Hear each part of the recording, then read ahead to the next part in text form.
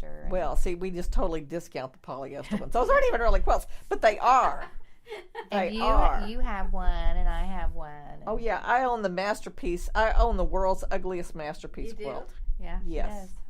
The world's ugliest masterpiece quilt was one of Mama's. But I had to recently, we moved, and so I had to make the decision that I wanted to decorate with my quilts instead of having all my quilts in trunks or stacked up in the guest room or whatever. So what did you do? So I purposely bought 2 pieces of furniture, cabinets to put them in. I had these local ladies come and help decorate with the things I already own, and so I told them. And I had a quilt ladder, and so they used that, and they just used them in different places. But I just didn't want them to be stashed away. I wanted to use them as in my decor. So, but I have so many that was a little hard. Yeah, I still have them stuck all over my house. And this doesn't count about the quilt tops that we've just obtained. Not ones I've made, but just quilt tops that Mom and I might have purchased. Found as you went in the world. Yeah. How much do you think you paid for quilt tops? Oh, not much. No. Probably, I probably never paid more than $20 for one. Amazing. Yeah. And you just find them all kinds of places. And it breaks your heart. Yeah. It breaks your heart. And that's probably why. You rescue them, right? Yeah. Yeah. And Yeah. I've read a couple of different views on it. One is, you take them and you finish them and you use them. And the other was, no, you shouldn't do that because this represents the stage in the sewer's life. It ended here for some reason. Right. I'm thinking maybe, like me, she didn't like to do bindings. Well, or some of them, you know what? A lot of them are grandmother's flower garden or wedding ring quilts because they couldn't figure out how to put on the back and the binding because they're irregularly shaped. So that was more of a challenge. So I think you tend to find it more.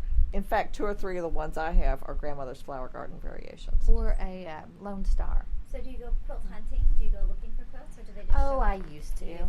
They just come to you. I look like on Craigslist sometimes, and I don't buy them, but I might if there's a super deal. Right. Somebody doesn't know what they have. You know? Right. That's the one thing I would like to add. Okay, so we've touched before on how Mama was really thrifty, right? And how she had the guy come down from the roof. Yes.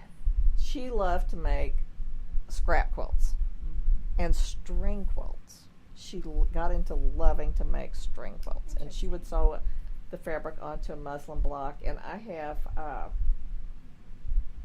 several neat things that she made that are string quilts. In fact, she made me a beautiful little block one year for Christmas out of Batiks, this little string quilt miniature.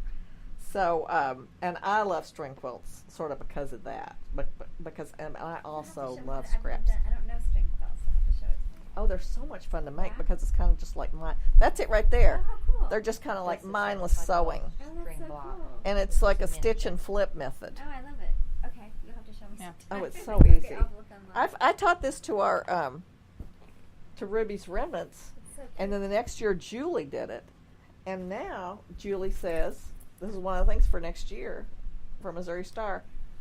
Put a whole bunch of strings, strips in a Walmart bag, and send it to her for a game we're going to play. Oh, that's great. And I think they do the same thing that we did, Jill, which is assemble string blocks. Yeah, I don't know. And then the winner gets all the blocks, Got it. and you've got enough for a quilt. That's very nice. So, and Mama liked her so much that she,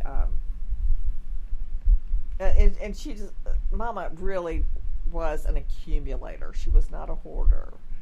But after she died, I went and Jill and I spent how many days cleaning out her stash in the playhouse? Yeah.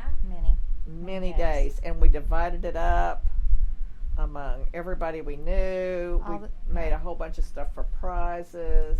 All the scraps were all gave divided stuff up and to all dispersed her to people in our guild Amazing. Yeah, and or Goodwill. I kept like old lace that she had that I still got. Really She had an amazing amount of stuff. So, yeah. But anyway, yeah, her string quilts were really a special thing for me. And her scrap quilts. She just loved to make stuff out of scraps, and I do too. And I think that's why I like Bonnie Hunter, because of the scraps. scrap quilt stuff.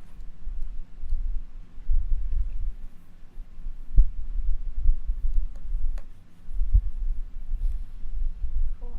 Other thoughts? Other things? I'm all thought out. You're all thought out? Yeah, the scrap quilt thing was, and Mama was the last thing I wanted to mention. Cool. Well, I think this is super cool. This is beyond cool. Again, thanks for sharing. That's really cool. All right, You're so welcome. So this is Elizabeth Townsend Guard. You've been listening to Just Wanna Quilt, a research podcast coming out of Tulane University Law School. We want to hear from you. Join our army, our quilting army. Go to our Facebook page. Suggest people to be interviewed. Suggest yourself to be interviewed. We are excited to hear from you. But most importantly, I hope you get a chance to quilt today.